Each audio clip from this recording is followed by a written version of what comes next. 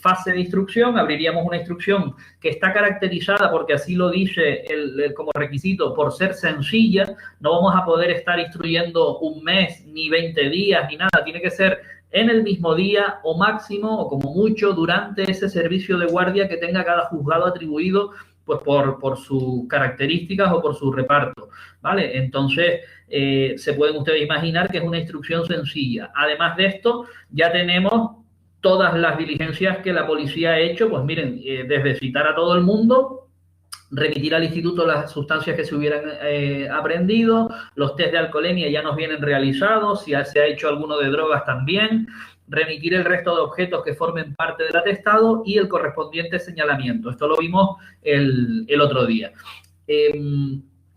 Ante el juzgado empezamos un procedimiento y, como ustedes se pueden imaginar, lo primero que se hace en el juzgado es ver el atestado. Lo ve su señoría, lo ve el juez y nos va a hacer una minuta, nos va a decir los pasos, si nosotros somos los funcionarios encargados de tramitarlo, cuáles son los pasos que nosotros tenemos que dar.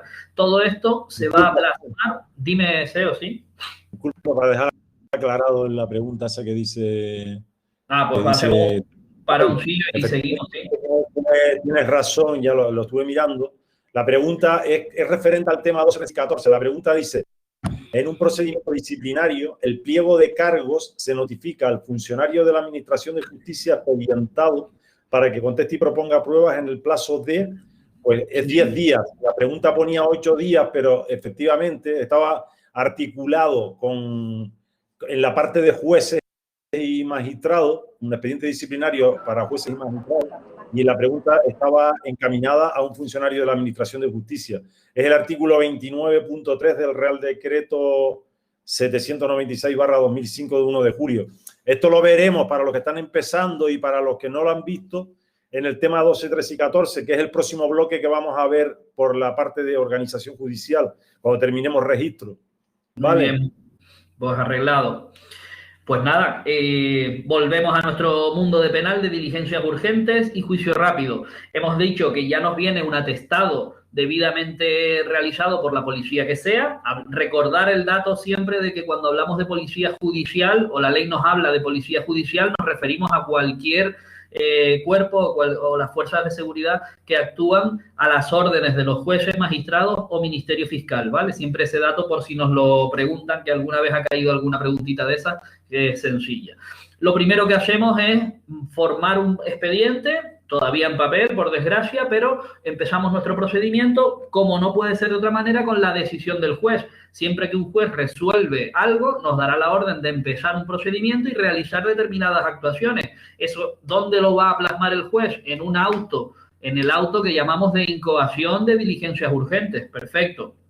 Si procede. ¿Por qué ponemos si procede? Porque en algunas ocasiones puede la policía haberse equivocado y haberlo enviado al juzgado que no está de guardia, o siendo un asunto de violencia de género en horas de audiencia, haberlo presentado en otro juzgado equivocadamente, o incluso, no creo que se produzca esto mucho, en partidos judiciales que no son los competentes. Bueno, hablaríamos aquí de cuestiones de incompetencia del juzgado por la materia, competencia objetiva, o bien territorial, incluso si se produjera este último caso de que hubiera un error al presentarlo.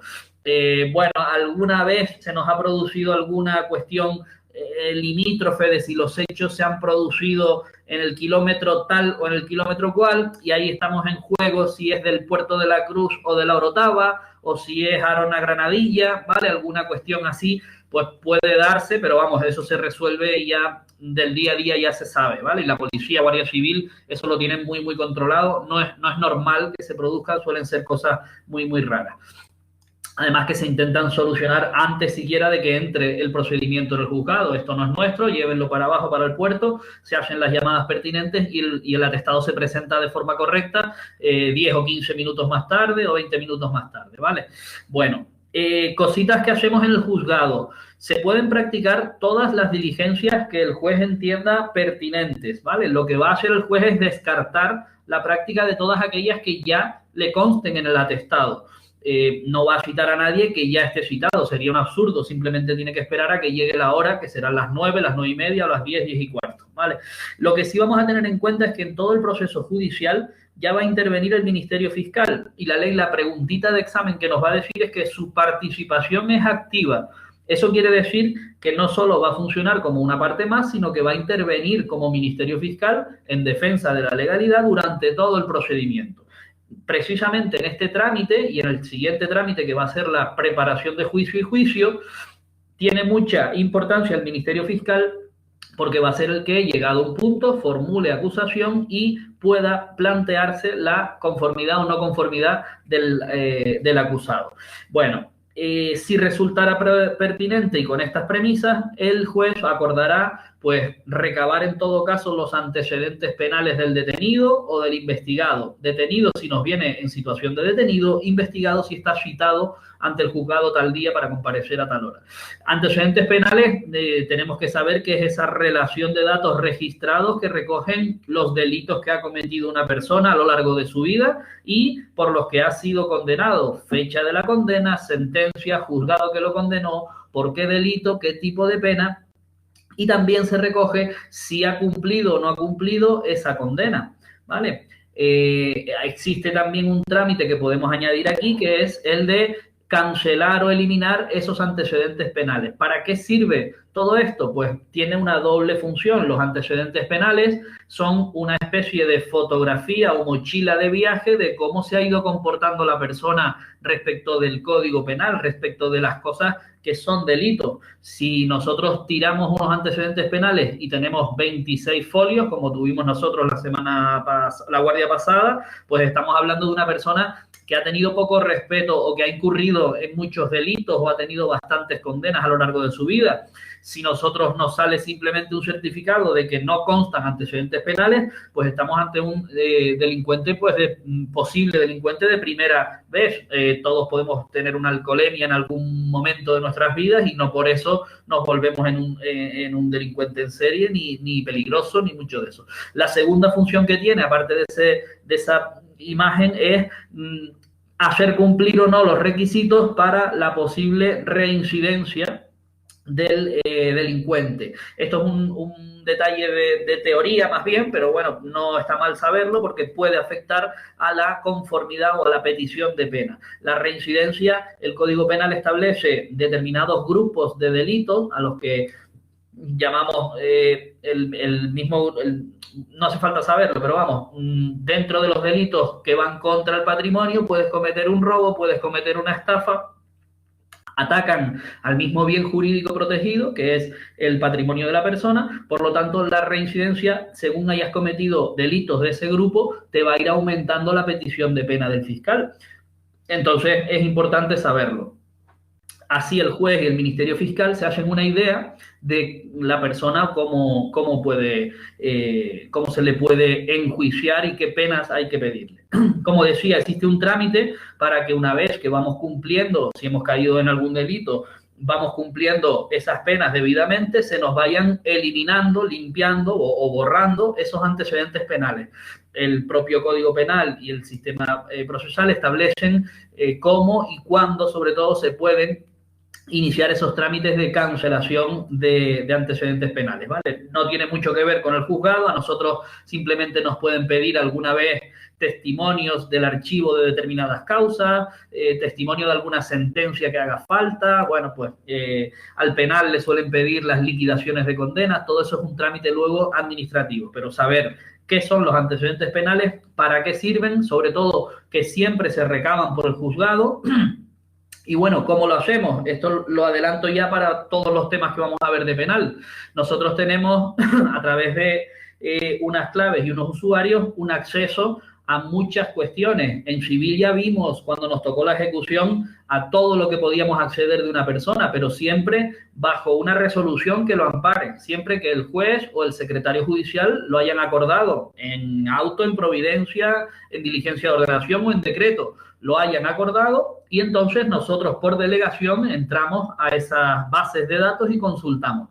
En penal existen otras bases también, principalmente el CIRAC, donde accedemos no solo a las requisitorias, a las órdenes de búsqueda y captura que existen, que también las veremos. Si nos toca un detenido en una guardia de alguien que le están buscando en Barcelona, tenemos que acceder a esa información para saber por qué le están buscando, ¿verdad? Pues eso se hace todo telemáticamente, accediendo con resolución a través de esas bases de datos y obteniendo la información concreta. También accedemos al registro central de penados y rebeldes y obtenemos los antecedentes penales de la persona. Simplemente, esto suele ser el primer trámite del ABC, por así decirlo, que hacemos siempre. Y se suele hacer, pues, desde que uno llega al juzgado. Si estás en un juzgado de guardia, pues ya sabes, pues venga, empiezo el auto, lo pongo, ya sé que los antecedentes son así. Quiero decir que va rodado y que es un simple trámite más para ir conformando el expediente. Averiguación de los antecedentes penales. Si el juez no lo ha marcado porque considera que es oportuno, vamos a poder hacer todas estas diligencias. Incluso en el procedimiento de diligencias urgentes, aunque nos venga ya pedido por la policía, muchas veces nos va a ocurrir. Miren, acordar que se practiquen efectivamente los informes periciales que nos haya pedido la policía. Muchas veces nos puede ocurrir que existen llamadas de un número que no se sabe de quién es, entonces nos piden una orden o una autorización, un oficio para rápidamente comprobar esa compañía de teléfonos, cuál es el titular, que nos proporcionen esos datos, o bien nos pide una tasación de algún, por ejemplo, un teléfono móvil que no sabemos si vale más o menos de 400 euros para determinar exactamente si nos encontramos ante un delito de hurto o un delito leve de hurto, por ejemplo. Pues todo eso afectaría a lo que la ley llama la calificación del hecho. ¿Es un delito leve o es un delito menos grave? Pues oiga, hace falta saber si el móvil que cogió al descuido este señor es o no es un iPhone 12, entonces vale más o vale menos. Pues esos son informes que la policía deja solicitados y que el juez los puede acordar, ojo, durante el servicio de guardia, casi siempre durante el mismo día o en los primeros días, depende del señalamiento cuando sea. Otra diligencia que se puede acordar inmediatamente en ese primer auto de incoación es un reconocimiento médico forense. Además, para que el forense se moje en su informe y nos diga, pues por ejemplo, si las lesiones que tiene la víctima son compatibles con los hechos denunciados. Todo esto tiene que ver con hacernos una idea de qué delito, ante qué hechos estamos y qué delitos pueden ser. Lo que digo, siempre que afecta a la calificación y siempre que el juez lo considere pertinente, porque hay muchas veces en las que está muy claro y no hace falta ir más allá. Por ejemplo, si lo que se ha denunciado son 2 puñetazos y estamos viendo a la persona que no tiene fracturas, que no tiene heridas, sino que lo que tiene es contusiones, eso nunca va a pasar de una lesión leve o de un delito, a lo mejor no es necesario, a lo mejor. Entonces ofrecemos el forense o el juez a lo mejor entiende que no hace falta, que a la vista del parte médico lo tiene más que claro, ¿vale? Son posibilidades. Nosotros, casi todos los jueces que hemos tenido son en el sentido de afianzar todos los hechos y sí que suelen acordar, prefieren pasarse de seguros que no dejar algo que al último momento te pueda echar el procedimiento para atrás. También tasar los objetos que hayan sido intervenidos. Oye, ese destornillador, ¿qué tipo es o cuánto es? Y sobre todo, ¿cuánto puede valer esas joyas que aparentemente son de oro, pero no lo sabemos? En fin, esas cosas. U otra que suele haber bastante, cuánto valen los daños que se han producido, yo qué sé, en el vehículo que chocó y el señor estaba conduciendo bajo los efectos del alcohol, pues alcoholemia con resultado de daños o lesiones incluso, pues hay que valorar el faro izquierdo del coche golpeado. Pues bueno, pues se valoran. ¿Cómo lo hacemos en Canarias? Pues para todas estas tasaciones, excepto, para estas últimas tasaciones, las de periciales de objetos, tenemos un servicio, es una concesión administrativa realmente, una empresa, una entidad que se llama Godoy, que tiene peritos, creo que lo dijimos el otro día, peritos de casi todas las categorías. Entonces se le solicita a través de la Dirección General de la Administración de Justicia, de Relaciones con la Administración de Justicia, y estos peritos, pues inmediatamente durante el día, además antes tardaban más, pero ahora lo suelen hacer más rápido, nos remiten vía correo electrónico, vía fax, por la vía más rápida que se pueda, el informe con la tasación exacta de cuánto dice el perito que vale eso. Para esta fase de instrucción nos basta con este informe para poder intentar todo el trámite que vamos a ver ahora a continuación, ¿vale? ¿Qué más cositas tenemos nosotros que hacer? Ordenaremos que se le tome declaración al detenido, si está detenido, o al investigado. ¿Qué puede ocurrir? Que el detenido no se nos va a escapar porque se supone que desde que llega por la mañana está en calabozo hasta que lo subimos a las dependencias judiciales para prestar declaración o para no prestarla. Es un derecho que él tiene. Pero el investigado, la policía lo ha citado ante el juzgado y puede que no venga porque es libre de quedarse dormido, de no ir porque no quiera, etcétera, etcétera. Aquí la ley prevé una de las medidas, fíjense el artículo que no pertenece a los que estamos viendo, pero ya hemos dicho que cuando no tenemos un artículo en el procedimiento, acudimos por aplicación supletoria, ¿verdad?, a las normas tanto de las diligencias previas como del procedimiento sumario. En este caso, lo que nos permite la ley es, si el investigado no viene el día que ha sido citado, inmediatamente transformar esa citación en una orden de detención.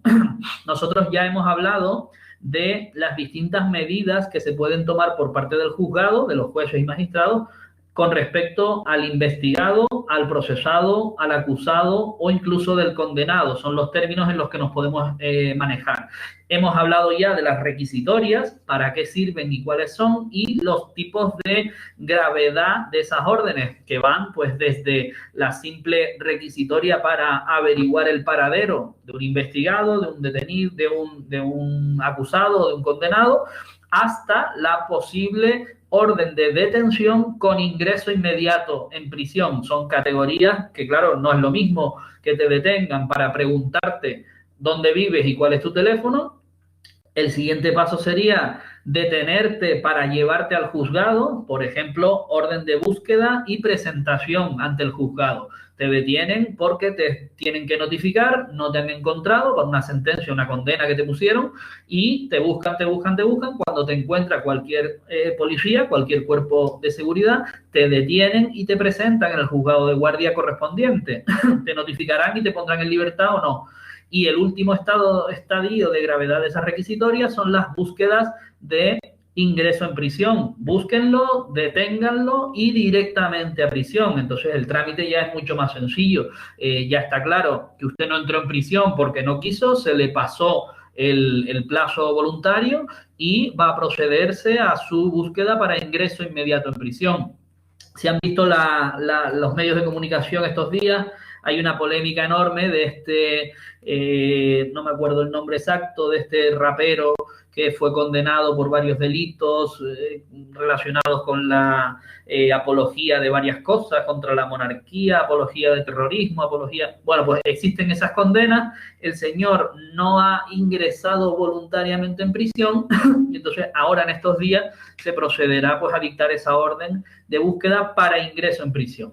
¿Vale? Tenemos el artículo 487, regula esa requisitoria para inmediata presentación, en este caso ante el juzgado de guardia.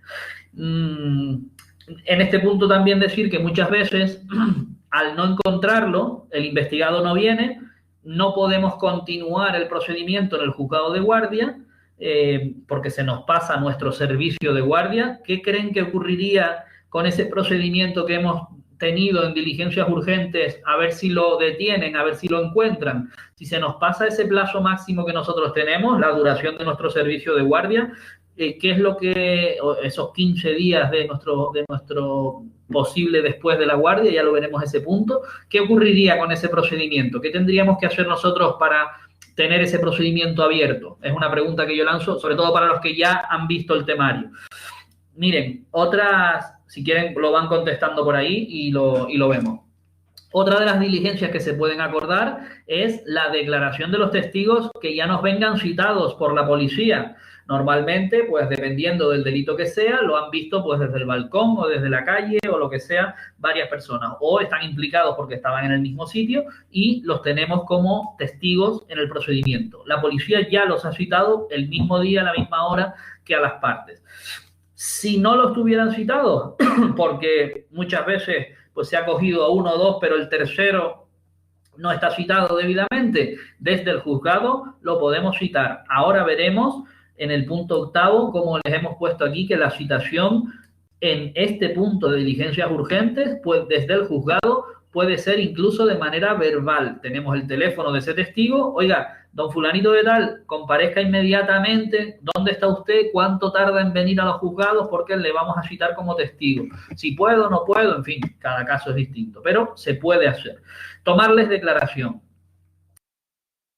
Como otra diligencia que se suele hacer siempre al inicio o antes de que se les tome declaración, es informar a los perjudicados, tanto al ofendido como al perjudicado, de cuáles son los derechos que tiene, tanto en ese acto de declaración como a lo largo del procedimiento, ¿vale? Cuando veamos la parte general, otro ejemplo en el que utilizamos artículos de la parte general dentro de las diligencias urgentes, cuando veamos esta parte, veremos en qué consisten estos dos articulitos, que como ya se pueden ustedes imaginar, pues es derecho a conocer el procedimiento, actuar, tener abogado y procurador, instar medidas o medidas cautelares, reclamar un montón de derechos que asisten en general a las víctimas del delito, a los perjudicados, y luego asistencias concretas a las víctimas y víctimas del delito. Y aquí faltaría la parte de violencia de género, donde se añaden otra serie de derechos adicionales por la ley de violencia sobre la mujer y medidas de protección. ¿Vale? No las hemos puesto aquí, pero bueno, nos tocará verlas en la parte de violencia y estaremos viendo cómo se establece, sobre todo a partir de la llamada orden de protección, un abanico de medidas que no solo son penales, sino hay penales, civiles, sociales y económicas que asisten pues a cualquier víctima de un delito de violencia sobre la mujer, ¿vale? Otra diligencia... Fran, te contestó Javi, convertirlo en procedimiento abreviado. Efectivamente. ¿Qué resolución debería adoptar el juez si decide transformar ese procedimiento? Luego la vemos. Un auto, efectivamente. Auto de transformación a diligencias previas. Ya veremos después que es una de las opciones que tiene el juez cuando hayamos terminado esta pequeña o sencilla instrucción. Pero si nos ocurriera el caso que hemos puesto, que no tenemos al investigado y se nos pasa al servicio de guardia, lo prudente pues es esa transformación. Antes había jueces que optaban por mantenerlo en diligencias urgentes, por la sencilla razón de que cuando lo detenían simplemente continuábamos en el mismo punto en el que estábamos, pero realmente eso rompe un poco el carácter rápido y sencillo de una instrucción. Lo prudente pues se ha visto que es no, darle un número de previas, darle un procedimiento de previas y ya cuando venga en previas tranquilamente seguimos investigando. Que ya hay tiempo de regresar al trámite de urgentes y al trámite de juicio rápido si el señor se quiere conformar al final o si hay un reconocimiento expreso de los hechos. Ya veremos eso cómo funciona. Bien, una vez que hemos informado sobre todas las medidas, ya digo que este punto quinto siempre suele hacerse con cada una de las personas al inicio de su intervención, es decir, con la víctima o el ofendido antes de su declaración, ¿vale? Y de hecho hay juzgados, o sobre todo en Península, simplemente por los programas que se utilizan, donde primero se le informa en una plantilla aparte por escrito de todos los derechos, se firma y lo tiene, y luego pasan a la declaración, que está limpia y ya es solo una declaración con preguntas de una y otra parte, del juez, el Ministerio Fiscal, etcétera. Nosotros en Canarias pues tenemos varias plantillas, utilizamos pues dependiendo de la que sea. Lo que tenemos que tener claro, por ejemplo, es que este acto de información de derechos, tanto al ofendido, al detenido o a los perjudicados, es una función del letrado de la administración, y tomar las declaraciones recibir en declaración es una actuación del juez o del magistrado. Por lo tanto, lo técnico y concreto debería ser que estuvieran separados. Si ustedes se fijan, los interinos e interinas que trabajen en penal lo habrán visto miles y miles de veces, sabrán a lo que me refiero. La plantilla es una, los derechos están antes y luego la declaración. Ahí se supone que deberíamos desgranarlo y tener por un lado la información, por otro la simple declaración. Pero bueno, no pasa nada porque está claro. Tanto el secretario como el juez firman esas declaraciones telemáticamente y no hay problema ninguno. Otra de las diligencias que se puede practicar si es necesaria es la del reconocimiento en rueda. Nuevamente acudimos a una actuación que está regulada en el procedimiento sumario y que se aprovecha ese artículo, en este caso el 369, que nos habla del reconocimiento en rueda. La rueda de reconocimiento, esta es la de las películas, la que hemos visto en las películas, pues está en los juzgados y ocurre tal cual. Pues aprovechamos ese artículo porque en las diligencias urgentes y en el juicio rápido no lo tenemos. ¿En qué consiste una rueda de reconocimiento? Pues una rueda de reconocimiento significa situar a la persona, normalmente testigos o víctimas del delito, en un lugar en el que no se puede ver, que se puede ver hacia el otro lado, pero del que no puede ser visto, y colocar a la persona que tenemos que reconocer, normalmente el presunto autor de los hechos, en conjunto con un grupo de personas, dice la ley, de similares características físicas, de estatura, de gordo, de flaco, de pelo, de moreno, de piel, de tal, de ropa, etcétera, etcétera, de similares características. ¿Para qué? Para que a la orden del juez manifieste si reconoce sin ningún género de dudas que esa persona es el número 1, el 2, el 3, el 4, el 5 o el 6. ¿Cuántos tienen que estar? Lo decide el juez. ¿Cómo tienen que ser? Lo decide el juez. Hasta tal punto llega que dice al prudente criterio del juez. O sea que él conforma la rueda como prefiera. Lo único que le dicen es que sean, pues eso, personas de la misma complexión aproximado. Ojo con esto, porque una cosa es manifestar que lo reconoces sin lugar a dudas. Reconozco sin ninguna duda el número 3. No puede ser el 4, ni el 2, ni el 6. Vale, perfecto. Y otra cosa es decir, bueno, creo que se parece. Vale, eso por un lado. Tiene que ser sin duda alguna y reconocerlo plenamente. En segundo lugar, no es bueno, si les ha tocado alguna vez, las luces. No es bueno, estos lugares suelen tener el espejo ese que por un lado se ve, por otro no. No enciendan nunca jamás las luces porque entonces se ve, como ocurre en las películas, pues exactamente igual. Y en tercer lugar, cómo se escoge al resto de integrantes. Si a alguien le ha tocado, a mí me tocó en el penal bastantes veces, te eligen porque es que no hay.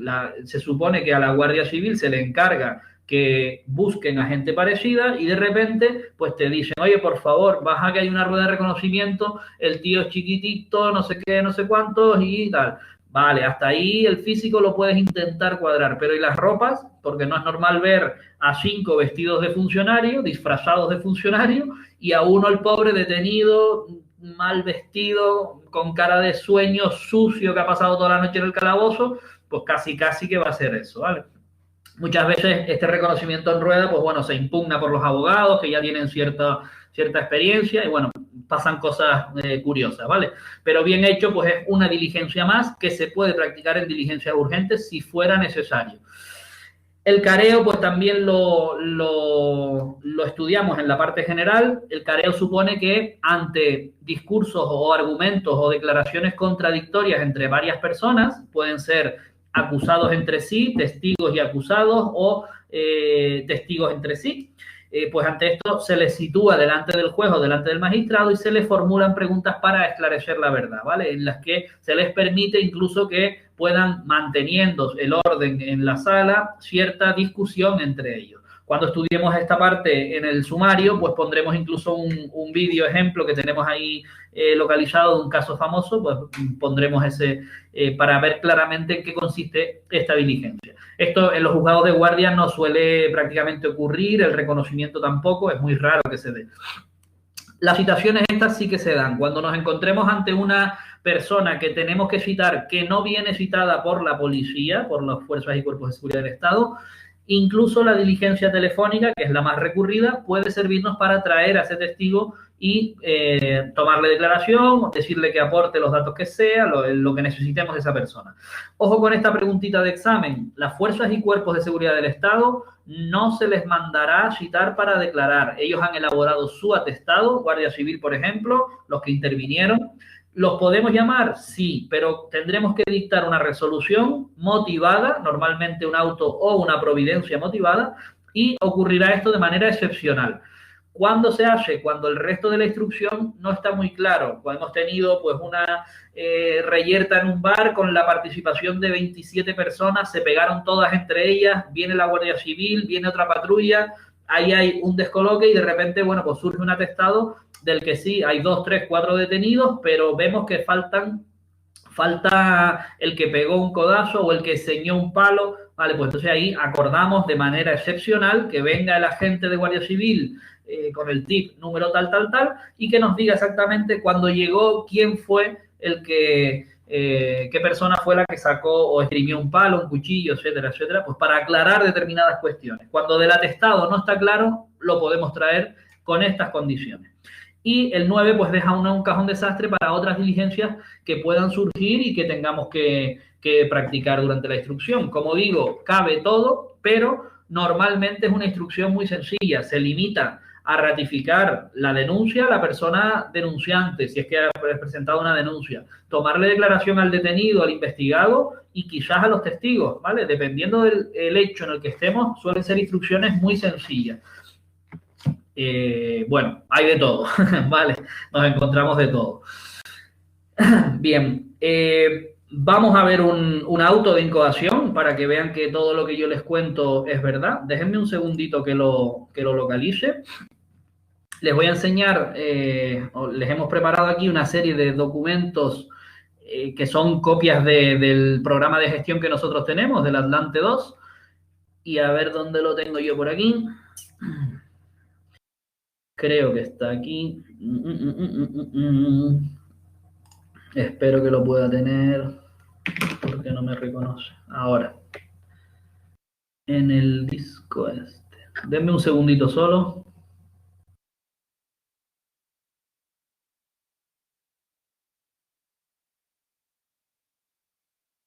Vale.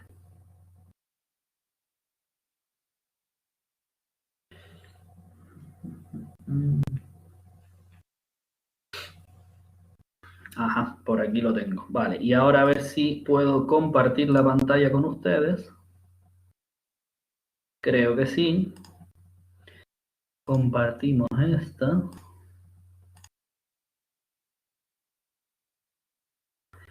Vale, confírmenme si se ve. Sí, sí se ve. Mira, aprovechando que les estoy poniendo, sobre todo para los nuevos, lo que era una resolución motivada. La resolución motivada, ven donde pone razonamientos jurídicos. Le pone los hechos que contiene el presente atestado pudieran ser constitutivos de un delito castigado con pena privativa de libertad inferior a 5 años o de otra naturaleza 10, concurriendo además de alguna de las circunstancias que se previenen. Si se dan cuenta, ahí ya se está articulando esa resolución. Esa es la motivación, sí. Vienen en los ordinales primero del artículo 795, eso es una resolución motivada. Una resolución de mero trámite, pues sería coger un escrito, unirlo y decir... Bien, se lo ha acordado. Y que se traslado a lo que sea. Pero no hace falta fundamentar esa resolución con artículos, ¿vale? Correcto. Bueno, pues aquí tenemos, bueno, adelanto una cosa, hemos quitado todos los datos que pudieran ser personales o tener alguna importancia, pues es solamente el modelo, la plantilla. En esta parte ya hemos visto siempre que está el encabezado con el juzgado, con el tipo de procedimiento, en este caso unas urgentes, juicio rápido, toda la parte de intervinientes que viene por defecto, pues bueno, en calidad de investigado fulanito, detenido también fulanito, lo que sea. Y este es el primer auto que dicta el juez. Una vez que hemos visto ese atestado, decimos que en este juzgado en funciones de guardia hemos recibido este atestado relativo a tales hechos, donde fulanito ha sido, miren, en este caso, presentado en calidad de detenido. Vamos a tenerlo detenido. Y nos dice que los hechos pudieran ser una conducción sin licencia o sin permiso. También podría ser un delito de daños, también podría ser una violencia de género, también podría ser una alcoholemia, ¿vale? Vamos a suponer que, bueno, que lo tenemos por ahí. La fundamentación de lo que vamos a hacer, oye, pues es verdad que este delito está castigado con esta pena. Ahora veremos los requisitos que se exigen para los hechos. Y lo que nos viene a decir en la parte dispositiva, en lo que acuerda, es que se empiece un procedimiento de juicio rápido con sus diligencias urgentes y practíquense las siguientes diligencias. Se supone que no vamos a repetir las que ya están acordadas. Pues bueno, aquí nos dice: recíbase la declaración al detenido, perfecto, y recábense los antecedentes penales, cositas que ya hemos visto. ¿Qué le añadimos? Oiga, pues necesitamos de la base de datos de tráfico si este señor tiene o no tiene permiso de conducción, y si lo tiene, si tiene o no tiene, y si lo tiene, si está caducado, ¿saben? Lo de que ha agotado los puntos, en definitiva, si lo tiene o no lo tiene, y el motivo de que si lo tiene, pues esté caducado. Respecto de una requisitoria, pues mira, aquí también al tío lo estaban buscando, pues bueno, es un ejemplo. Pues respecto de la requisitoria del juzgado número 2 de Valencia, sáquese un testimonio para tramitar lo que nos pidan. Y consúltense, miren, aquí refiere la base de datos que yo les hablaba. Éntrese en la base de datos de CIRAG y tramítese aquella requisitoria. Va, pues perfecto. Sabemos que han detenido a un señor por una conducción sin permiso y que además había algún juzgado en Valencia que le estaba buscando para algo. Cuando entremos en la base de datos nos enteraremos de para qué lo estaban buscando. A lo mejor es para notificarle o a lo mejor es para lo que sea. En definitiva, algo bastante sencillo. Aquí, como diligencias que nos queden a nosotros, entrar en una base de datos, entrar en otra base de datos y tomarle declaración a este señor, más los antecedentes penales. Genial. A las 2 estoy en casa y no tengo ningún problema. ¿Vale? Eso es lo que pensamos ya los que nos toca la guardia, haciéndonos una idea de lo que nos queda durante la mañana. Ojalá solo tuviéramos uno, ojalá vengan los abogados a la hora, el Ministerio Fiscal esté aquí, los informes lleguen a tiempo, en fin. Una cosa es lo que vemos por la mañana, otra cosa es lo que luego al final ocurre durante la tramitación del procedimiento. Esto sería un ejemplo de un auto incoando ese procedimiento, ¿vale? Voy a cerrar por aquí y voy a dejar de compartir y ahora ya volvemos a nuestra presentación. Ok. Bueno, 2 detallitos más que se nos quedan de las diligencias que se pueden practicar en instrucción, esta pequeña y sencilla instrucción. Imagínense ustedes 2 ejemplos que veremos en parte general. Los que ya hemos visto sumario y previas ya nos lo sabemos porque lo hemos visto tanto en sumario como en previas y abreviado. Imagínense ustedes que uno de los testigos que va a venir hoy, ¿no?, en el servicio de guardia, que fue el que presenció, el único que presenció cómo el marido pegaba a la mujer, un delito de violencia de género, bueno, le causaba un morado en el brazo o le causaba una herida en la frente o lo que sea. El único testigo de esos hechos, pues es un turista alemán de Arona que se marcha esta tarde a no se sabe dónde de Alemania, a un sitio, y luego pues no se sabe. Y además ese turista tiene 97 años y diabético, ¿vale? Una persona muy mayor con mucho riesgo de que cuando sea el juicio, si es que no hay conformidad, se nos muera, ¿vale? Vamos a decirlo así de bruto, o incluso que sea muy difícil localizarle para que venga a juicio. ¿De qué hablo? Hablo de los supuestos de la prueba preconstituida o prueba anticipada, que en el sumario tiene mucho sentido porque los juicios se celebran bastante tiempo más tarde de la instrucción, pero que en diligencias urgentes y juicio rápido cabe la posibilidad de que nos pase lo mismo, que una diligencia de instrucción, cuando tengamos que celebrarla en juicio como prueba, no esté la persona, porque no se localice, porque haya fallecido, por el motivo que sea. Nosotros ayer, creo que fue, ayer o esta mañana, ¿verdad, Seo? Esta mañana tuvimos otra prueba preconstituida en un asunto de violencia. En este caso era, pues, por otra razón que también tiene mucho sentido. Una menor por un supuesto delito de abusos sexuales de un familiar, fíjense lo chungo del delito, vamos a decirlo así.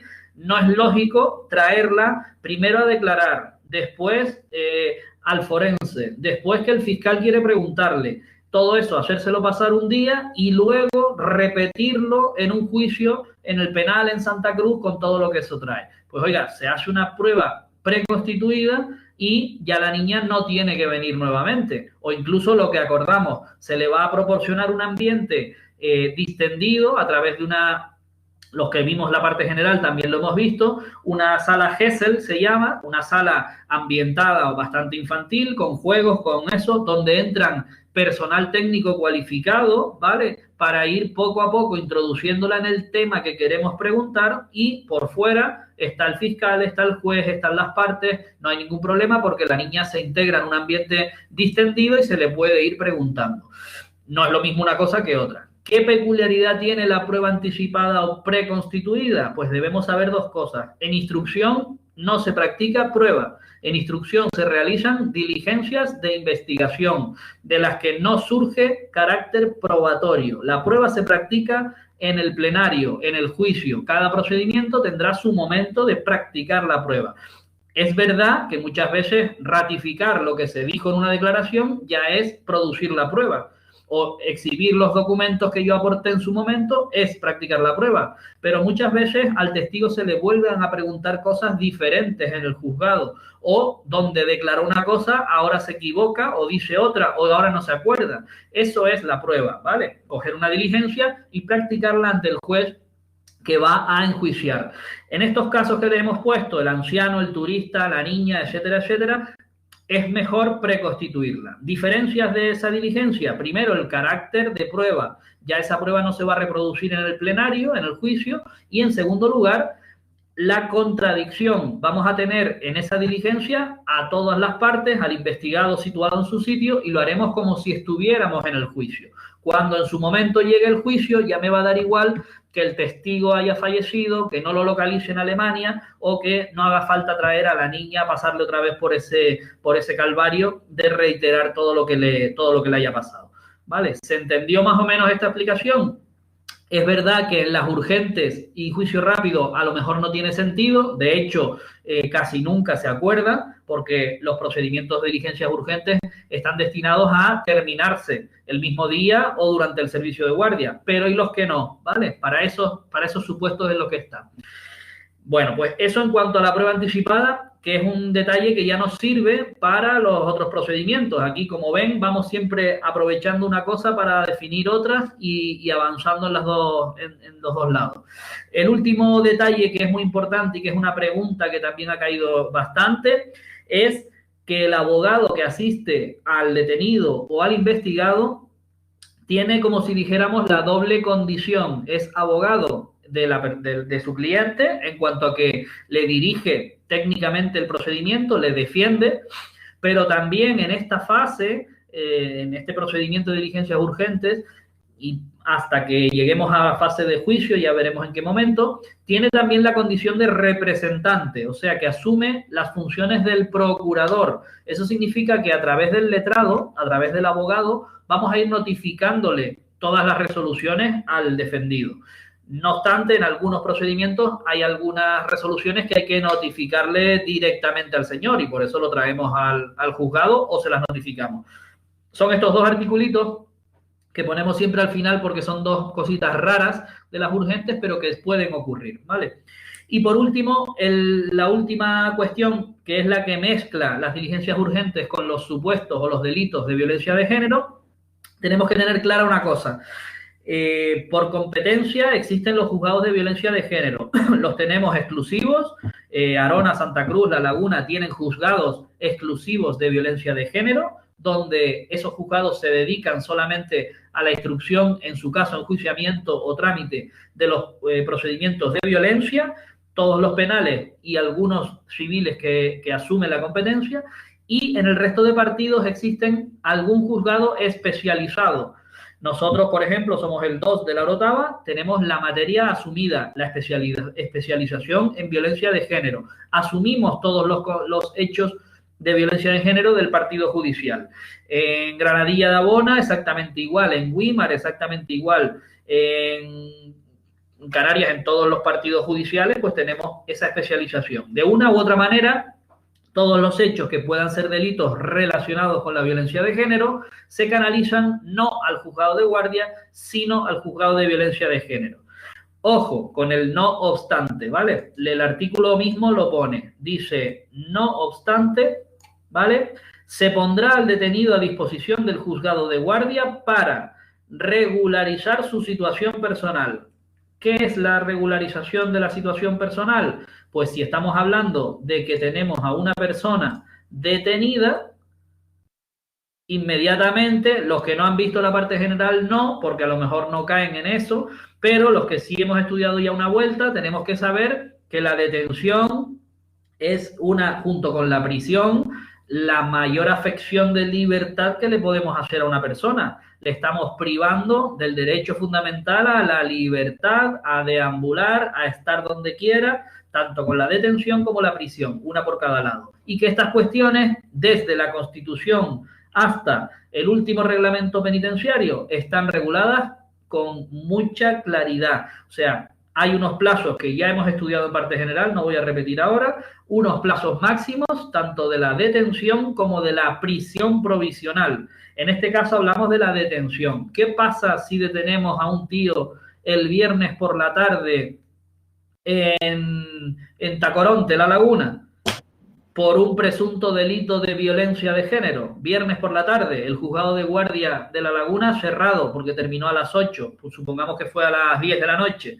¿Dónde presentamos a este señor? Si el plazo máximo me dice la Constitución, artículo 17, que en cuanto yo termine las diligencias policiales lo lleve inmediatamente al juzgado, ¿vale? Ese es el primer criterio de los plazos máximos. ¿Qué plazo máximo me da después? Me da 24 horas. Y después, máximo, 496 me da 72 horas. ¿Qué hago con el detenido si a las 11 de la noche ya tengo todo terminado? En el momento en que pueda llevarlo al juzgado de guardia, lo llevo. Aunque yo sepa que es un delito de violencia de género, que tiene que ir al juzgado de violencia. Pero es que violencia no abre hasta el lunes, ¿vale? Entonces lo llevamos al juzgado de guardia, sábado por la mañana, desde que me dejen entrar, porque ya las diligencias están terminadas, aviso al juez, aviso al juzgado y desde que tenga todo hecho lo llevo. Vale, esta es la presentación ante el juzgado de guardia. ¿Qué va a hacer ese juzgado de guardia de La Laguna, que no es el específico de violencia? Porque el de violencia, imaginemos que abre el lunes a las 9. ¿Qué va a hacer? Regularizar la situación personal. Esta persona no puede pegarse el fin de semana detenido, ni preso preventivo, ni nada. Entonces habrá que resolverlo. ¿Cómo se hace? Pues nosotros registramos el atestado, si podemos instruir, porque se mezcla una cuestión que es que al hacer un asunto de violencia, la persona, la víctima, puede haber solicitado una orden de protección y es un asunto que también se tiene que someter a plazo. Eso lo explicaremos más adelante. Con respecto a su situación de detenido, este juzgado de guardia va a resolver si sigue detenido porque ha cometido un delito muy grave y no puedo instruirlo y hay que pasarlo al domingo, puedo dejarlo detenido dentro de los plazos. Si no hay nada que hacer con él, inmediatamente lo pondré en libertad con citación ante el juzgado de guardia de violencia de género o con citación ante el otro juzgado que corresponda. Vale, pero de alguna manera no puedo tener detenida a una persona más tiempo del que sea. En este asunto, solamente que cojan la idea, que sepan que por competencia y por situación de que hay un plazo para la detención, hay que resolverlo, pues ir al juzgado de guardia aunque se trate de un asunto de violencia de género.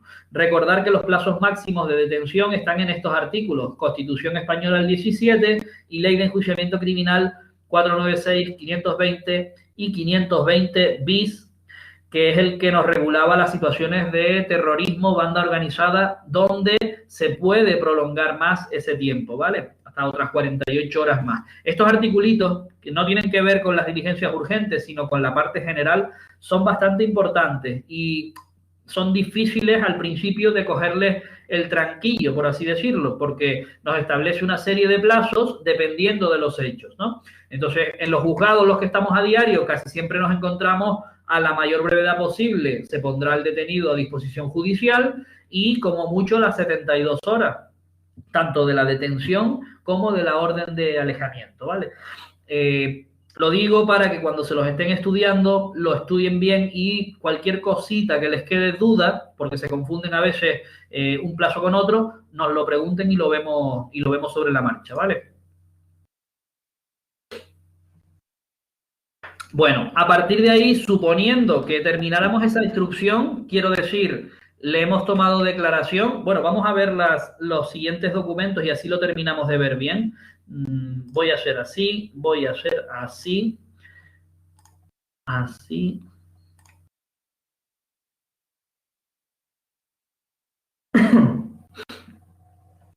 ¿Se ve la declaración? No. ¿Hola? ¿No?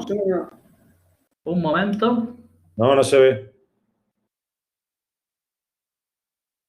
Un momentito. ¿Ahora? Ahora está cargando. Ahora sí. Ahora sí, vale. Declaración del detenido. Se supone que nosotros vamos a terminar todas estas diligencias. Sacaríamos esta plantilla. Lo que les decía antes, ¿se dan cuenta que están los derechos del señor aquí? Tiene derecho a guardar silencio, a no declarar contra sí mismo, a designar abogado, no sé qué, no sé cuántos, sus derechos, que se asiste por un letrado de oficio, ¿no? Le asiste en el turno de oficio fulanito de tal, designa un domicilio, sus datos personales y a partir de aquí empieza la declaración. Vale, hay juzgados, sobre todo en Península, como les digo, que separan hasta aquí, lo ponen en una diligencia aparte con el secretario judicial, con el letrado, y luego volvemos aquí a la declaración. Pero bueno, eso es a gusto de cada uno. En este caso, en esa declaración se puede hacer en sala, se puede grabar, se puede hacer en la mesa del funcionario. Si hay confianza con los funcionarios, pues la práctica, o si tenemos muchas en el día, muchos detenidos, el funcionario, el gestor mismo ya coge esa declaración, porque en este caso además es sencillo. Hemos tenido de todo. La realidad de la ley es que quien le toma declaración es el juez. Quien va a firmar esto es el juez, ¿vale? O sea que, sobre todo, aviso a los que trabajamos en juzgados y vemos muchas de las cosas que no se hacen, que no se deben hacer y que por el volumen de asuntos pues se hacen. Las declaraciones las toma el juez siempre, ¿vale? Una vez que se le informa del delito que presuntamente ha cometido, pues en este caso vemos que el tío, pues asesorado por su abogado ya y a presencia de él, dice que reconoce todos los hechos. Oiga, reconoce exactamente los hechos del atestado de la Guardia Civil de tráfico, número tal, que son objeto de instrucción del procedimiento. Solicita directamente que se encauce todo esto por un juicio rápido. ¿Para qué? Para poder beneficiarse de la reducción de la pena en caso de una sentencia condenatoria. Oye, perfecto. El tío está reconociendo los hechos, una confesión dirigida a beneficiarse de una reducción de pena. Y además una cosita, como ya sabe que las penas que se le van a poner son multa o trabajos en beneficio de la comunidad, porque el delito, el Código Penal lo prevé así, dos tipos de penas distintas en las que se puede optar por una o por otra, pues el señor ya sabe que prefiere la multa, pues lo manifiesta así. El fiscal no pregunta nada, el abogado de él tampoco pregunta nada, con lo cual hemos terminado la declaración, tenemos suficiente, porque el tío está reconociendo los hechos tal y como dice la Guardia Civil que ocurrieron. Pues no hay más preguntas, señoría. Pasamos a la siguiente fase. Ya tenemos los antecedentes en el expediente, tenemos la declaración, hemos recabado de la base de tráfico que no tiene carné, pues por el motivo que sea, porque nunca lo tuvo o porque se lo han retirado por carecer de puntos. Pues ya lo tenemos todo, ¿verdad? No creo que nos falte nada más. ¿Qué viene a continuación? Pues a continuación viene, si yo no me equivoco, el informe del fiscal. El siguiente paso sería donde estamos ahora mismo, en el artículo 798. Si les parece, lo explico desde aquí y luego lo vemos en las diapositivas un poquito más con calma. El siguiente paso es la preparación del juicio y la celebración del juicio. Aunque no lo parezca, en este procedimiento, en un mismo acto, acordamos que se abra el juicio oral, acusamos, el Ministerio Fiscal presenta la acusación, celebramos el juicio porque no lleva pruebas, simplemente lleva la conformidad del señor y dictamos sentencia, ¿vale? Y lo hacemos todo en una comparecencia ante su señoría, ante el juez. Previo a esto, se le da traslado a las partes y al Ministerio Fiscal para que formulen la acusación. El Ministerio Fiscal ha visto el atestado, los antecedentes, la documentación de tráfico, la declaración del señor reconociendo los hechos y pidiendo ya una pena en concreto. Pues bueno, no hay más dudas. formula su escrito de acusación. Aquí tienen un ejemplo de un escrito de acusación, donde me imagino que aquí redacta los hechos. Fulanito de tal, sin antecedentes, el día tal de tal y tal, conducía un vehículo careciendo de permiso de conducir, porque no lo tenía nunca. Mira, ya sabemos por qué. El resultado de la base de datos nos ha dicho que nunca se sacó el permiso de conducir. Bien, lo hacía a sabiendas de que no podía conducir y tal y tal. ¿Qué delito tenemos? Pues mire, tenemos un delito de conducción sin permiso del artículo tal del Código Penal. Esta participación del señor era en calidad de, pues oye, era el autor, era el que iba conduciendo, perfecto. Cuarta, ¿concurren circunstancias? Pues mire, no hay ningún atenuante, no hay ninguna agravante, no hay ninguna cualificación que se le pueda aumentar o disminuir la pena. Y quinta, ¿qué pena le pido? Pues le vamos a pedir 12 meses a 4 euros día. Ya explicaremos en su momento cómo funciona esta pena de multa. Lo que les quiero adelantar solo de esto es que, punto primero, esto es un escrito que siempre lleva el mismo orden, la misma estructura, ¿vale? Un encabezado del fiscal y unas conclusiones que aquí las llama provisionales. Ya veremos en su día por qué las llama provisionales. Si se fijan ustedes, aquí pone primera, pone segunda, tercera, cuarta y quinta. Cada vez que ustedes vean un escrito de acusación y un escrito de defensa, que son correlativos, ¿vale? El de acusación lo presenta el Ministerio Fiscal, el de defensa lo presenta el investigado, el que se tiene que defender, siempre va a llevar lo mismo. La primera se va a referir a los hechos. ¿Cuáles son los hechos? ¿Cuál es la historia? La segunda, el delito. Los hechos anteriormente narrados son tal delito. Siempre vamos a tener delito. La tercera, participación de la persona. Autor, cómplice, partícipe necesario, coautor, en fin, cualquiera de las participaciones que prevé el Código Penal.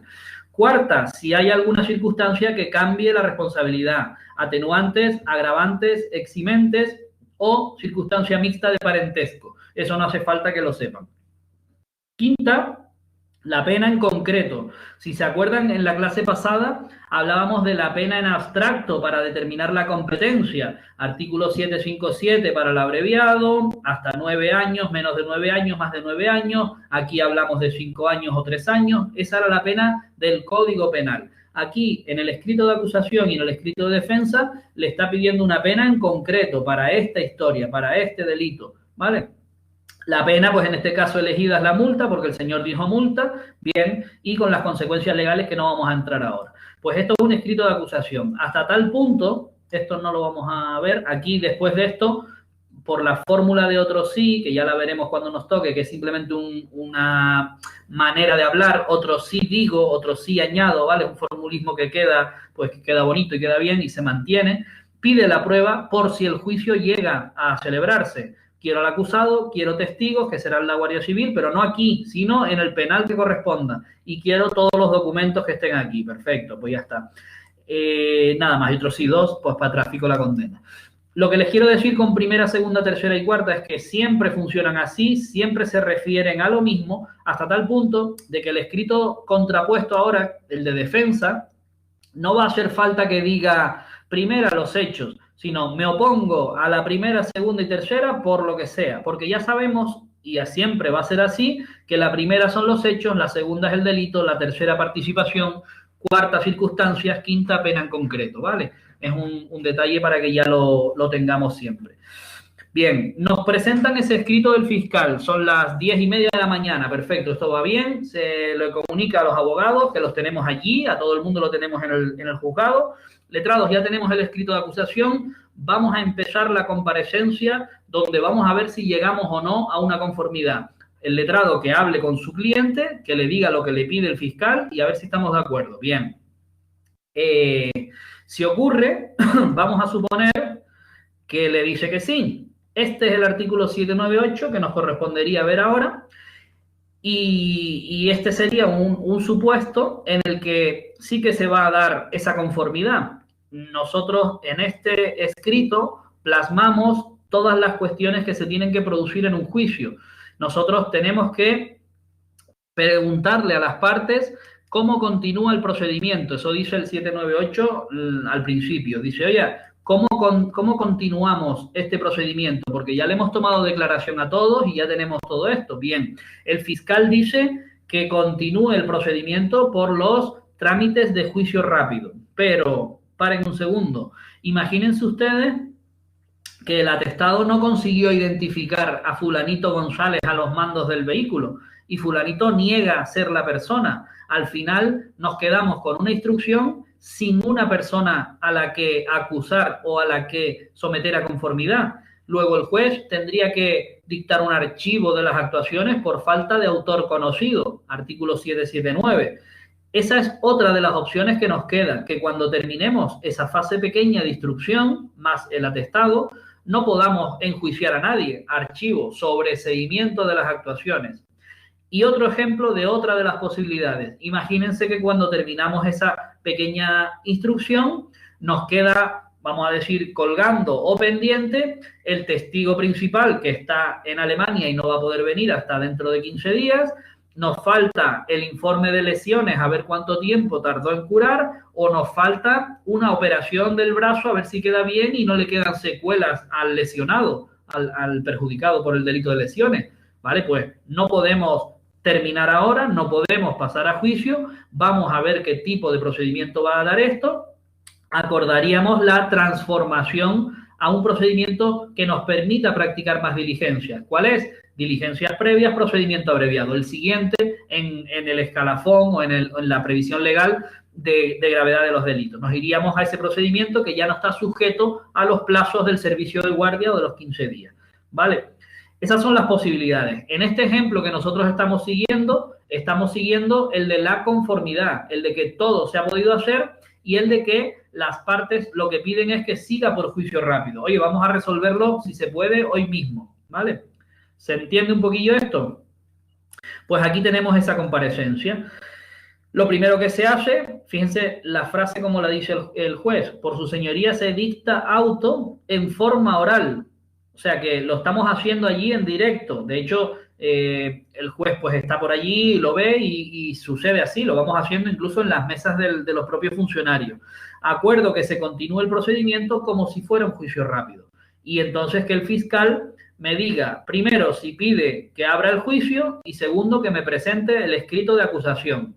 Esas dos cositas ya las tenemos, que lo acabamos de ver. Por lo tanto, le voy a dar traslado al investigado. Aquí no debería poner imputado, que es un término que ya se quitó, debería poner investigado.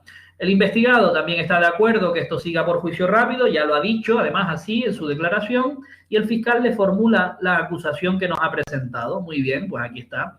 Le doy traslado al señor y lo que nos interesa aquí es que quede plasmada su expresa conformidad. Fíjense en lo que consiste. En la declaración anterior, en la declaración como investigado, reconoció los hechos. Bien, tal y cual están en el atestado. Aquí va a decir que está conforme tanto con los hechos del escrito del fiscal, que acabamos de ver primera, segunda, tercera, cuarta y quinta, está de acuerdo con eso, y está de acuerdo con la pena en concreto que se le está pidiendo. Y si tuviera que pagar dinero, también está de acuerdo con la responsabilidad civil. Es decir, la conformidad tiene que ser expresa y completa con el escrito de acusación del fiscal. Por lo tanto, ahí sí que se cumplirían los requisitos para irnos a una sentencia de conformidad. ¿Qué es lo que gana el acusado, que ahora ya es acusado? ¿Qué es lo que gana en todo esto? Pues lo que gana es que las penas, o la pena en este caso, se le va a reducir en 1/3. Va a cumplir directamente, va a ser condenado directamente a 2/3 de la pena. Si hablamos de una multa de 12 meses, pues 12 entre 3 le sale a 4. Quitamos 4, solo va a cumplir 8 meses. Pues es menos dinerito, ¿verdad? Pues bueno, aquí está la sentencia. Sin más ni más, en la misma comparecencia, fíjense ustedes, igual que dictó los autos de viva voz, también la sentencia la dicta de viva voz. Aquí lo tenemos, in voce, por la que debo condenar y condeno a fulanito por un delito, como dijo el fiscal, a tanto, pero aquí ya le reduzco la pena. La pena va a ser 8 meses. Detallito para los expertos ya, que hemos visto varias vueltas de las penas, se reduce el tiempo de multa, pero no se reduce la cuantía de la multa. Otro día, cuando nos toque, explicamos cómo funciona la pena de multa, que se establece en días multa, meses multa, ¿vale? Que es cómo se hace y cómo se paga. Y qué significa responsabilidad personal subsidiaria. 1 día de prisión por cada 2 cuotas impagadas, ¿vale? Lo explicaremos en la parte general cuando hablemos de las penas. Inmediatamente, cuando aquí estamos dictando sentencia, se declara que es firme, porque el señor se ha conformado. Importantísimo esto, porque no cabe recurso contra esa sentencia. Es decir, el señor reconoce el delito, se le condena, se va a su casa ese mismo día con la condena. En este caso, pues la multa que se le haya puesto, ¿vale? No hay más. Se hace firme y el único detalle que les tengo que añadir es que, aunque el juez dicte el auto de trámite por el juicio rápido, el auto de apertura de juicio oral y la sentencia de viva voz, que lo hace todo ahí y ya está hecho, ya está dictada esa sentencia, eso no quiere decir que no se documente, porque el auto, como les acaba de explicar Seo antes, tiene que estar motivado, cada uno de esos dos autos. Y la sentencia tiene una estructura que ya conocemos y que veremos cuando nos toque otra vez, muy formal. Tiene un encabezado, tiene unos hechos, tiene unos fundamentos y un fallo. Eso tiene que estar en documento y se le tiene que notificar a la persona, ¿vale? Lo que ocurre es que se ha practicado todo en esta comparecencia del artículo 798, ¿vale? Firmaríamos esa comparecencia, nosotros simplemente en el ordenador ponemos los autos, los modelos de auto para luego imprimirlos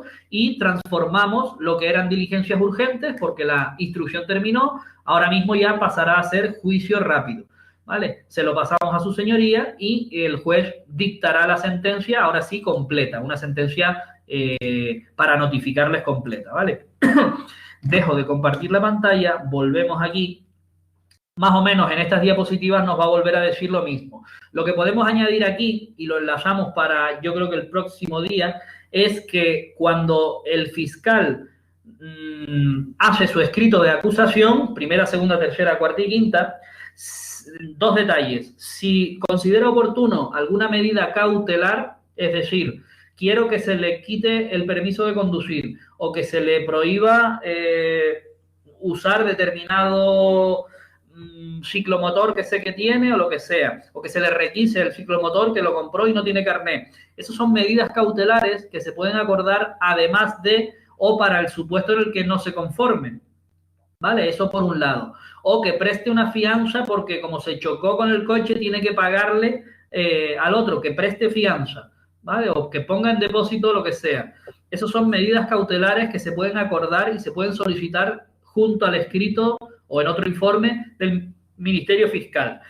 Cuando hablamos de violencia de género, el Ministerio Fiscal también tiene que pronunciarse sobre la petición de orden de protección. Cuando lleguemos a esta parte de violencia de género, veremos que una de las cuestiones que hay que resolver rápido, en el plazo de 72 horas máximo, es cuando una mujer que ha sido víctima de algún delito formula su denuncia, pide el famoso alejamiento. El famoso alejamiento no es más que una de las medidas que engloba la mucho más amplia orden de protección. La regulación de la orden de protección no solo está en la ley de enjuiciamiento criminal, sino en varias leyes más que, bueno, no nos entran tanto en la oposición, pero sí que hay que conocerlo, sobre todo si nos toca trabajar en juzgados de guardia o en juzgados de violencia de género. Engloba esta orden de protección como protección integral, un conjunto, un abanico de medidas de toda índole. Las penales, efectivamente, son el alejamiento. Bien, el alejamiento es una de ellas. Que el tío no se me acerque a menos de 500 metros. Bien, pero que no se acerque a mi domicilio, a mi lugar de trabajo, que no se acerque a donde yo frecuente, a mi gimnasio, a mi lugar donde voy a tomar café con mis amigas, etcétera, etcétera. Que no se acerque a mi domicilio o al domicilio de mis hijos. ¿Vale? Se puede pedir de una manera muy específica o muy amplia. Que no se comunique, ya hablamos de una prohibición de comunicar, no es un alejamiento, que no me llame por teléfono, que no me mande WhatsApp, que no me mande Facebook, Instagram, lo que sea, que no se comunique de ninguna manera, que no le diga a mi hermano que soy una no sé cuánto, ¿vale? Medidas de prohibición de comunicación y otra serie de medidas penales que se pueden poner. Instalarle una pulsera para que si viene a matarme, pite, ¿vale? Y yo pueda inmediatamente avisar a la Guardia Civil que está pendiente o a la Policía Nacional que tengo adjudicada de protección. Todo eso está contemplado. Medidas penales. Medidas civiles. La orden de protección también engloba qué pasa con los hijos. Oye, ¿quién se queda con la casa de donde me pegaste y que era nuestra y tal? por lo menos hasta el divorcio. ¿Qué pasa con eso? Medidas civiles, alimentos de los niños, pensión compensatoria, uso de la vivienda, en fin, una serie de medidas que son más propias de un proceso civil, pero que de manera momentánea se acuerdan al amparo de esa orden de protección. Medidas sociales, oye, atención, buscarme una casa o un piso donde pueda estar estos días hasta que encuentre dónde ir. Necesito asesoramiento psicológico o incluso social o lo que sea. Canalizarlo a través del DEMA, por ejemplo, que nos atiende. Necesito asesoramiento jurídico porque no sé ni por dónde empezar el divorcio. También, ¿vale? Y por último, medidas económicas mediante el sistema de ayudas a víctimas de violencia de género. Todo esto se llama orden de protección. Muchas veces nos suena más el alejamiento porque es lo que más tenemos. Pero todo esto, que se llama orden de protección, está dentro o al amparo de las medidas cautelares, ¿vale? No se trata sino de unas medidas cautelares en un procedimiento de violencia de género. Por lo tanto, el fiscal las podrá solicitar y tendrá que informar sobre esa solicitud si la víctima los ha pedido. Este es el momento de pedirla, mediante un informe, igual que el que hemos visto de acusación, pero ahí lo pondrá. Y el juez tendrá que resolver, como no, en un auto motivado. ¿Vale? Esta parte ya la vimos. Si considera suficiente las diligencias, pues podemos seguir por juicio rápido, acordar el sobreseimiento o incluso un supuesto que no hemos visto, pero que se puede dar. Si de todo lo actuado lo que tenemos es solo un pequeño delito leve, pues oye, transformamos a delito leve y lo celebramos el último día de la guardia, por ejemplo, o el día que tengamos señalado para los juicios leves, que ya hemos visto. Se señala y, oiga, mire, este delito es que no da para más, no da para un delito leve. Son unos insultos, es una amenaza leve, pues bueno, pues eso va todo a un señalamiento y se dicta una sentencia el próximo día tal a tal hora.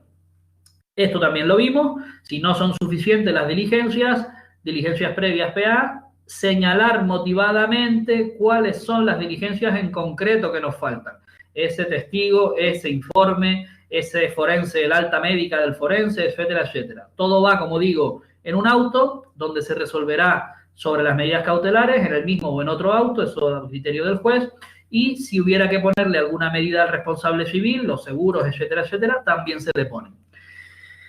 La preparación de juicio la hemos visto en el 798, el escrito del fiscal lo hemos visto.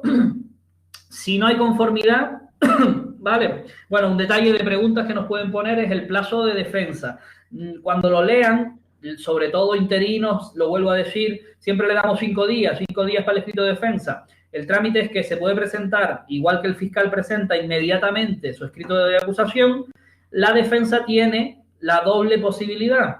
Presentarlo también de forma verbal, de forma oral en el momento, o bien pedir un plazo que la ley no dice que sea de 5 días, sino que sea de hasta 5 días. Por lo tanto, le podemos dar 2 días, 3 días, 4 días o 5 días. Se los podemos dar. Pero no nos dice que sea justo 5 días.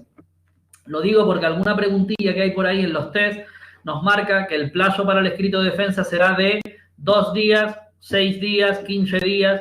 ¿Vale? Ninguna es, y la que es 2 días porque tampoco es hasta 5 días. La única correcta sería esa, 2, 3, 4 y 5 días, hasta 5 días.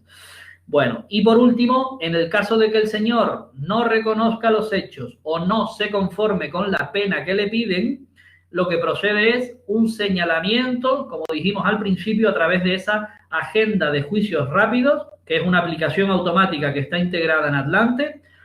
Pinchamos en agenda de juicio rápido, rescatamos los datos del procedimiento, le damos a un botón que simplemente nos va a hacer una búsqueda del juzgado que nos corresponde y la fecha más próxima que tiene libre, le marcamos la sesión, cuánto puede durar, pues una sesión, media hora, 1 hora, lo que entendamos, y nos da directamente.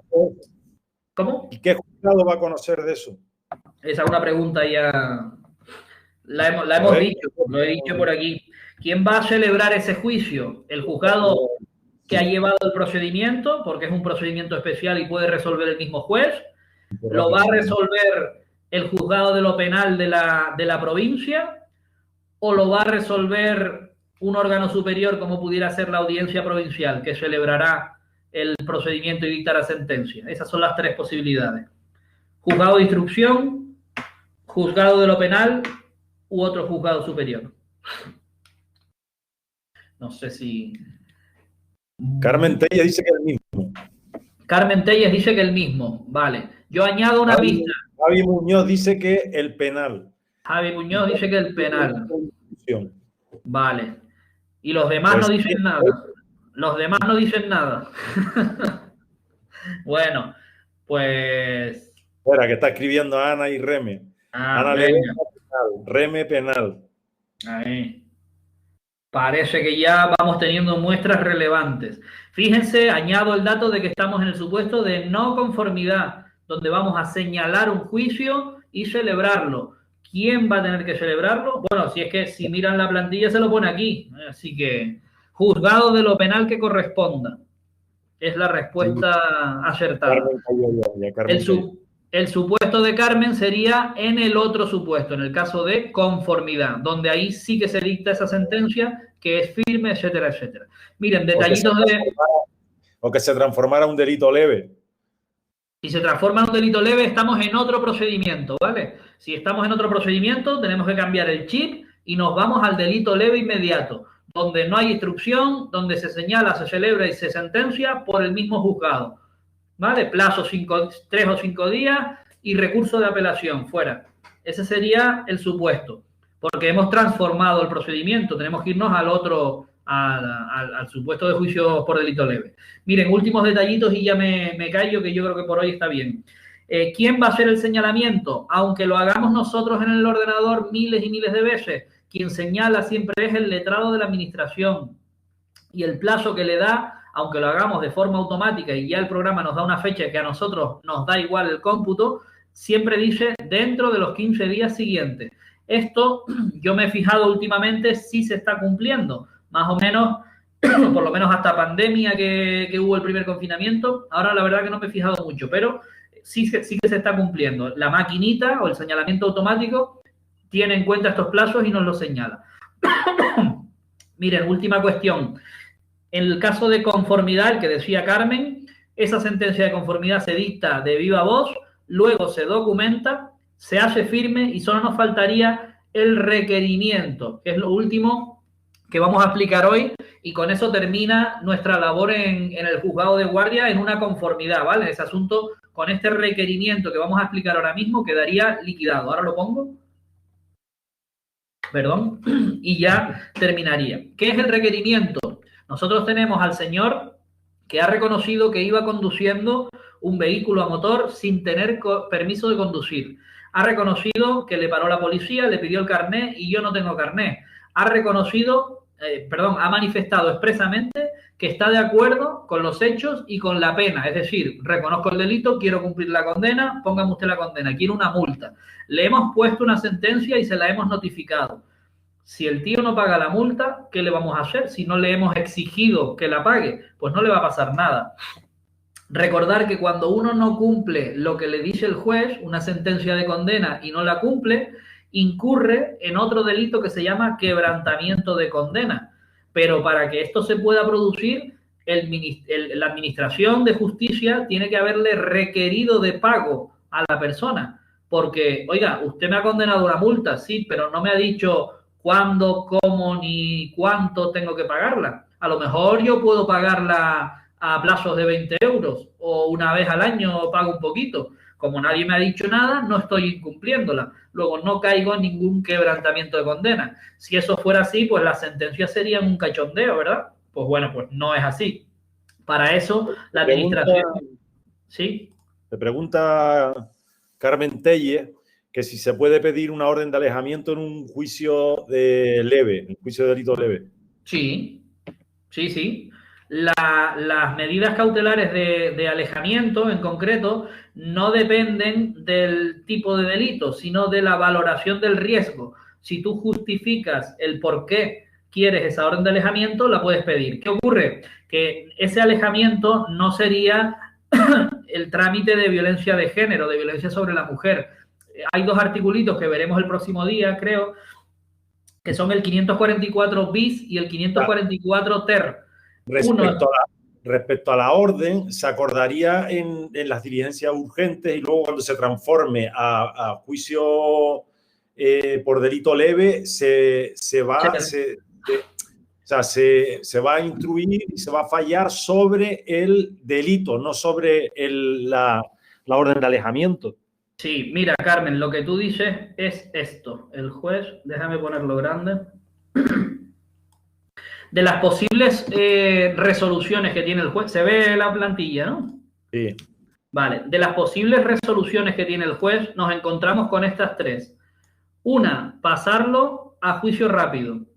Otra, acordar el sobreseimiento. Y otra, transformar a delito leve. Supongamos que estamos hablando de un delito leve en el ámbito de la violencia doméstica. No es violencia de género, sino un hijo que se peleó con el padre o tuvo un problema, no sé qué, no sé cuántos, ¿vale? Y todo quedó en insultos y un empujón, ¿vale? Un delito, una lesión leve o lo que sea. Para el juez transformar de urgentes a juicio leve, va a dictar un auto transformando las diligencias urgentes en delito leve. Imaginemos que el padre está harto del hijo y ha pedido un alejamiento para básicamente que salga de la casa, porque el tío tiene 46 años y sigue armándola y tal en la casa y le pega a los padres y no sé qué y no sé cuánto. Este es un supuesto que a veces se da. Ha pedido un alejamiento. No se le puede conceder por orden de protección como a las víctimas de violencia de género, pero sí por el 544. Entonces, en ese auto, el juez va a resolver, en ese auto o en otro, pero por auto, va a resolver sobre la medida cautelar que se haya pedido. Por ejemplo, se le ha puesto que no puede acercarse al domicilio de los padres a menos de 200 metros. Bien, eso sería un alejamiento. El juez dicta un auto y el juicio lo tenemos dentro de 7 días o dentro de 15 días. Cuando se dicte sentencia en ese juicio, que es lo que dice SEO, ya se resolverá primero qué pasa con el hecho. A usted se le condena por unas lesiones leves a 30 días de trabajo en beneficio de la comunidad. Y se le impone además, se llama pena accesoria del artículo 53, como pena accesoria se le impone un alejamiento de la casa de sus padres durante 2 años. Usted no puede acercarse a la casa de sus padres durante 2 años. ¿Qué hemos conseguido con esto? Hemos conseguido que desde que se puso la denuncia hasta que se celebró el juicio, esa semana, el alejamiento funcionara como medida cautelar. ¿Por qué la ley los llama cautelares? Porque no es definitivo. Le hemos puesto una medida a un presunto autor de un delito. No está condenado, pero por eso se llama cautelar. Oiga, pase lo que pase, usted en esta semana o estos 15 días no se puede acercar al domicilio de los padres. Cuando se dicta la sentencia, ya no hay medida cautelar. Ya lo que hay es una pena principal, los trabajos en beneficio de la comunidad por las lesiones leves y una pena accesoria que se pone imponiéndole una medida cautelar. En violencia de género, estas penas accesorias son obligatorias. Es decir, en todos los casos de conformidad para evitar ingresar en prisión, que muchas veces nos pasa, se traducen en que el alejamiento de la víctima se impone como medida obligatoria, como pena obligatoria. Y bueno, en los de tráfico pues lleva aparejada siempre la retirada del permiso de conducir durante 1 año mínimo, pues eso también funciona así. Pero así vemos la diferencia entre medida cautelar y pena o pena accesoria, ¿vale? Una va por auto, otra va por sentencia. Y bueno, una implicaría quebrantar una medida cautelar, otra implicaría quebrantar una sentencia, una condena específica, ¿vale? Bueno, ¿qué me quedaba? El requerimiento. Vamos a verlo. O me paro aquí y lo vemos el próximo día. Que ya hemos... Sí, vamos a parar aquí. Voy a parar la grabación ya, fuera.